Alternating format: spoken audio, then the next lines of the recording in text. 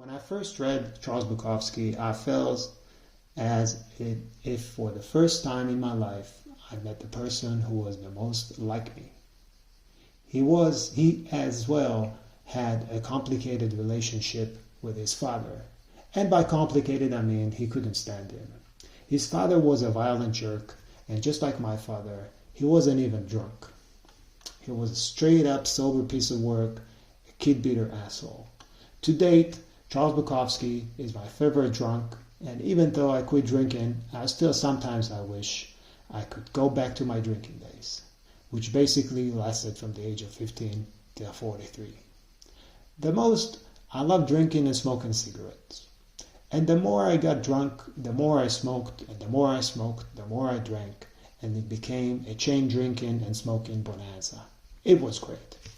Many ex-drinkers will tell you that hangovers and the puking was really what broke them. But I rarely had that problem. The shitty liquor and the mixing of drinks is what got them really. I used to almost always drink beer or wine, mostly red, and while true that I also had periods of drinking liquor, I must say that I mostly hated it. Tequila is the worst. Vodka, whiskey, bourbon, they all make you stupid in my opinion. My favorite drinks were Campari in the summer and cognac in winter. When you drink Campari, your heart opens up a bit. When you drink cognac, you feel how it engulfs you with warmth. But beer and wine, a man can drink for hours. I regret stopping drinking and smoking. They say that when you are drunk, you do stupid things and make stupid decisions. I must tell you, I still do stupid things and make stupid decisions. In fact, I sometimes think I became stupider. And the worst is that I can't even blame the booze. I have to sit there and say to myself, you're a total idiot. At least when I was smoking and drinking, I had some kind of comfort. The worst is that I try drinking and smoking again, and I can't do it. I can't enjoy it as before. It all just tastes horrible to me. One of the reasons I liked Charles Bukowski was the way he described everyday life in Los Angeles.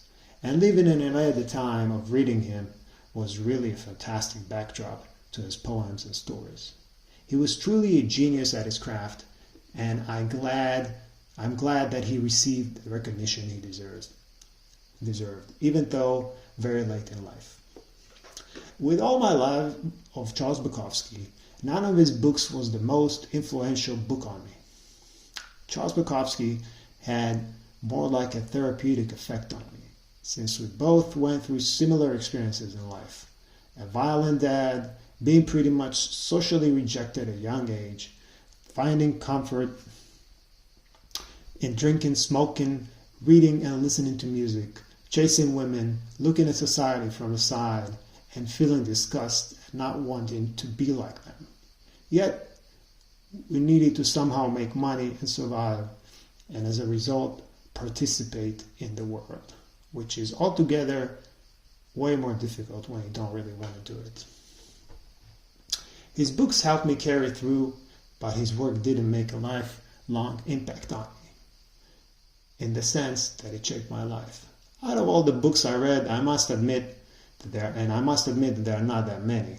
Reading Dostoevsky, Balzac, and Stefan Zweig in my late teens pretty much provided some kind of a foundation to my soul. The first took me into the depths of Russian misery, that later created some sort of ability to think deeper. The second provided an educating look into society and human nature, and how people really are behind the facade.